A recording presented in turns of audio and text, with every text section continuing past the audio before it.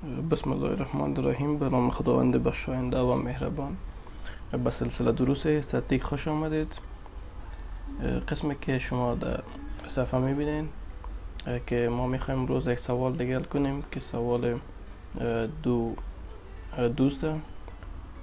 در این سوال بر ما یک شکل داده که میخوایم که قوه 600 نیوتن تبدیل کنیم به دو مرکبه، یعنی یک مرکبش به محور یو تقسیم شد و مرکبه دیگهش به محور وی، یعنی ما میخوایم 600 تقسیم دو مرکبه دیگه کنیم.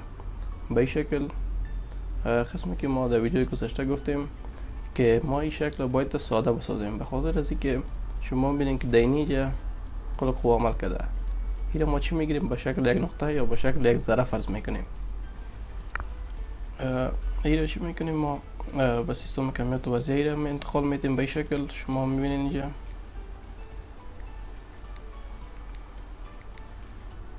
به این شکل قوه 600 اینجا انتقال دادیم. در محور X خودش در محور X هستم و همچنان محور U را رسم کردیم و دیگه محور V را رسم کردیم. اینی دو دانه محور میخوایم که قوه 600 به محور U و به محور V چی کنیم؟ مرکبه رو پیدا کنیم. به خاطر ازی برای ما در سوال داده که این زاویه 30 درجه است و این زاویه دیگه هم که است این هم 30 درجه است. و به خاطر ازی که ما یک قوه را تبدیل کنیم به دو مرکبه و یا مرکبه را تبدیل کنیم به قوه، چی میکنیم؟ از چی استفاده میکنیم؟ از طریق متوازی الازوا استفاده میکنیم. خطکش رو میگیریم. چی میکنیم؟ که خطکش رو میگیریم. اول موازی با محور یو میریم یا موازی با وی، مشکل نداره. از انجام از قوه شروع میکنیم، انجام قوه 600 شروع میکنیم. موازی با چی میریم؟ موازی با یو رسم میکنیم. به شکل موازی با یو رسم میکنیم. این شد یک موازی با یو یکی. و دیگه چی میکنیم؟ و بعدا موازی با محور وی از انجام وکتور F شروع میکنیم یا از انجام 600 نیوتن شروع میکنیم. این چی رسم میکنیم؟ موازی با محور وی. به شکل یک موازی اینجا میریم. این شد یک موازی با محور وی. ما قسمی که شما ببینید اینجا محور وی و محور یو هر دوش هست. حالا چی میکنیم؟ وقتی که اینجا تقاطع کرد، اینی بر ما چی را میده؟ این بر ما قوه اف یو را میده، یعنی از اینجا تا اینجا این قوه معکس، اینی قوه اف وی میشه به این شکل. و همچنان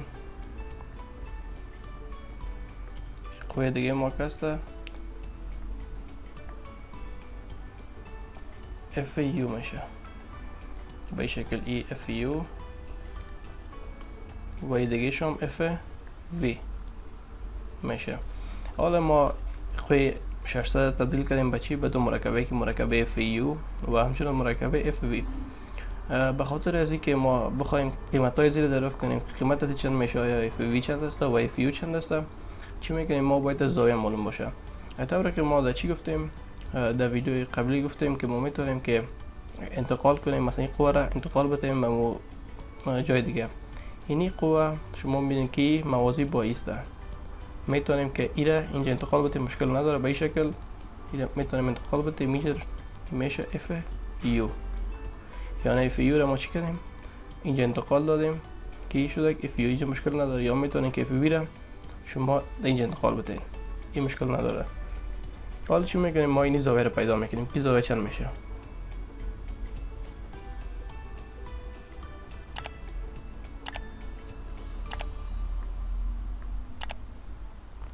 قسمی که شما میبینید از این خط سبز تا این خط همون سرخ که معلوم میشه 180 درجه. چی میکنیم؟ اینجا ما این رقم کار میکنیم که 180 منفی اینجا چند زاویه است؟ 30 است و این زاویه تیتا. این را میگیم 180 منفی 30 منفی 30 مساوی میشه به 120. یعنی این زاویه مکست چند است؟ 120 درجه. این پیدا شده. حالا ما این زاویه را کار داریم و همچنان این زاویه دیگره به خاطر دریافت مرکبه. حالا به خاطر که ما این زاویه را پیدا کنیم و همچنان این زاویه دیگر را پیدا کنیم، به این خاطر باید دست از چیز استفاده کنیم، از طریق مثلث استفاده کنیم یا از مثلثات استفاده کنیم. شما میتونیم بر طریق این زاویه را و این زاویه را پیدا کنیم. من تو میکنم که این محور اف وای در اینجا انتقال میتونه بشه به این شکل، ایره وای اینجا انتقال میتونم، این میشه وای ما. اینجا اف یو با وای یک زاویه میسازه به این شکل، این زاویه را میگم گاما. طوری که اف یو با وای در اینجا یک زاویه میسازه، همین رقم در اینجا یک زاویه میسازه. اینجا هم که چی میشه؟ این گاما میشه و از اینجا گاما مساوی میشه و قسمی که شما میبینید اینجا 30 درجه است، اینجا 30 درجه و اینجا چی میشه؟ 30 درجه میشه. اینجا هم که چی میشه؟ 30 درجه، به خاطر که اینجا زاویه قایم است. 30 جمع 30 جمع 30 میشه 90. حالا که از اینجا اف یو تا اینجا شروع شده چند میشه؟ 30 جمع 30 60. این میشه 30 درجه جمع 30 درجه مساوی میشه با 60 درجه. خواهی رو پیدا کردیم که این گاما چند شده؟ گاما شده 60 درجه. حالا فرض کنین اینجا وای است و اینجا ایکس است. این چند میشه؟ قایم مجموعش 90 درجه میشه. از 90 که 60 برس میبانه 30. اینجا میشه 30 درجه. وقتی اینجا 30 شوه اینجا 120، 30 جمع 120 150 180 منفی 150 زاویه میشه 30 درجه. حالا مشکل ترین کار ما می بوده که دریافت زوایا بوده که زاویه را پیدا کردیم دیگه. بعد از او از قضیه کوساین استفاده میکنیم، بسیار با آسانی ما را میتونیم که حل کنیم. به این شکل از قضیه چی استفاده میکنیم؟ ساین و کوساین. اول از ساین استفاده میکنیم، اگر شد خوب، اگر نشد باز از قضیه کوساین استفاده میکنیم. اول ما میخوایم که اینجا چی رو پیدا کنیم؟ اف یو رو پیدا کنیم. گفتیم که ای چیسته؟ اف یو است و ای اف وی. در اینجا ما چی استفاده میکنیم؟ از قضیه ساین استفاده میکنیم به خاطر دریافت اف یو و اف وی. چی میکنیم؟ به خاطر که اف یو رو پیدا کنیم باید از ما ساین 120 درجه را بگیریم. ساین 120 بر مقابل ساین 120 کدام زل قرار داره؟ زل اف یو قرار داره یا امو قوه اف یو قرار داره. نشته میکنیم ساین 120 بر اف یو مساوی میشه به در اینجا در این مثلث کدام زل معلوم است؟ میفهمین زل 600 معلوم است برای ما. چی میکنیم؟ زل 600 میگیریم. پیش روی 600 کدام زاویه قرار داره؟ زاویه 30 درجه. نشته میکنیم ساین 30 درجه بر مقابل 30 درجه گفتیم 600 نیوتن قرار داره. نشته میکنیم 600 نیوتن.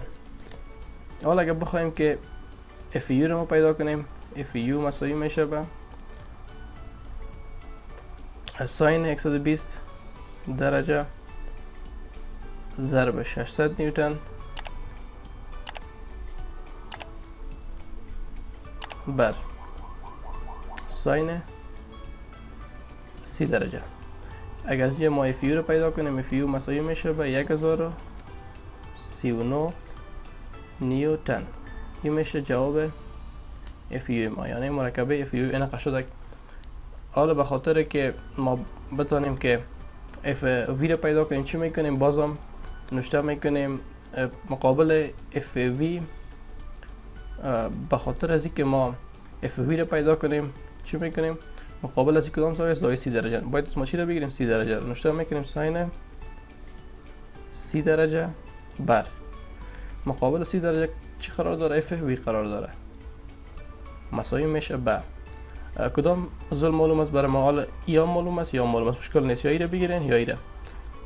ما میگیریم که ساین 30 درجه ای رو میگیریم مقابلش 600 است بر 600 نیوتن. حالا از اینجا میخوایم ما چی رو پیدا کنیم؟ اف وی رو پیدا کنیم. اف وی مساوی میشه به ساین 30 ضرب 600 نیوتن تقسیم ساین 30 درجه. از اینجا اف وی مساوی میشه به 600 نیوتن. این شد جواب مرکبه دومی ما. یک قوه ما که شده 1039 نیوتن و دیگهش 600 نیوتن. این مشکل نداره که بعض وقتا مرکب است قوه که بسیار شاید زیاد باشه مشکل نداره.